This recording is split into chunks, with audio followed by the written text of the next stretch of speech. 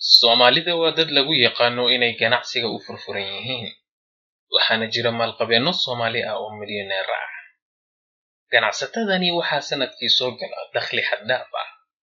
Magacyada maalqabeennadan ka soo jeeda Soomaaliya kama yaraystaan maalqabeennada Afrika, waxaana laga yaabaa inaadan hadda ka hor badankood aadan maqlin magacyadooda. Majalladda Forbes ee inta badan diiradda saarta arrimaha dhaqaalaha, isla markaana galaangal u leh xogaha qarsoon ee taajiriinta milyaneerada ah, ayaa waxa ay soo bandhigtay 6 qof oo ka soo jeeda Soomaaliya ee milyaneer ah. 6dan qof ayaa waxay kala ahaayeen: Cabdirashiid Ducaale waa madaxa fulinta ee shirkadda xawaalada ee Dahabshiil, oo ah shirkad caalami ah oo xafiis ku leh 126 waddan, waxaana u shaqeeya in ka badan 2,000 oo qof. Cabdirashiid Ducaale waxa uu haystaa dhalashada UK, waxaana xarunta dhexe ee shirkadda Dahabshiil ku taala magaalada Dubai ee dalka Imaaraadka Carabta.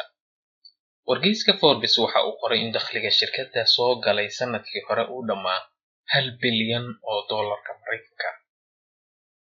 Shirkadda Dahabshiil Group waxay kaloo leeyihiin bangiga ganacsi oo ka howlgala gudaha Soomaaliya. Cabdirashiid Ducaale waxa uu leeyahay 95% saamiga guud ee shirkadda isgaarsiinta ee Somtel. Waxa kale oo uu hanti ku leeyahay magaalooyinka London, Dubai iyo Hargeysa.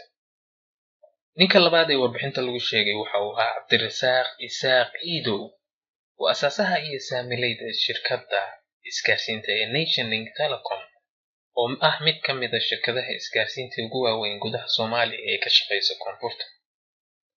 Ganacsadaha kan waxa uu degan yahay magaalada Dubai, wuxuuna shirkadda NationLink asaasay sanadkii 1997. Shirkadda ayaa bixisa adeega telefoonada moobilka iyo internetka, waxayna leedahay macaamiil badan u adeegto shirkadda NationLink. Ninka saddexaad ayaa waxa uu ahaa Maxamed Abshir Cabdi, waxa uu hanti u haystay ka helay ganacsiga cuntada badda. Waxa uu ololeeyay shirkadda kalluumaysiga ee Hafuno oo asaasay sanadkii 1992. Waxa uu ku leeyahay dhoofinta, qaybinta iyo iibinta wax soo saarka cuntada badda sida argoosatada iyo hilibka qallalan ee libaax badeedka. Shirkadda waxaa sanadkii soo gala dakhli ka badan $10 milyan oo doolar. Ninka kale oo warbixinta lagu sheegay waxa weeye Ismaaciil Axmed, oo asaasaha iyo madaxa guud ee fulinta shirkadda xawaalada World Remit, oo xarunteedu dhexe ku taalo magaalada London. World Remit waxay lacagaha xawaalada ku bixiyaa si online ah, waxayna macaamiisha u sahashaa sidii ay lacag ugu diri lahaayeen saaxiibadooda iyo qoysaskooda ku nool dalalka kale. Sanadkii 2015, hantida shirkadda World Remit waxa uu ka sara maray $100 milyan oo doolarka Mareykanka. Waxa kaloo warbixinta lagu sheegay Aamina Mooga Xirsi. Gabadhan Soomaaliyeed ayaa waalidkeed waxay ahaayeen dad ka yimi oo ka soo tahriibay Soomaaliya, waxayna degeen degmada Bungoma ee galbeedka dalka Kenya.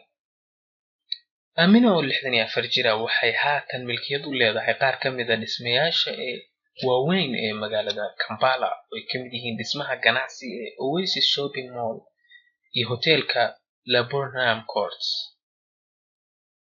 Waxay kaloo gabadhani leedahay warshad soo saarta sonkorta oo lagu magacaabo Atiak Sugar Factory.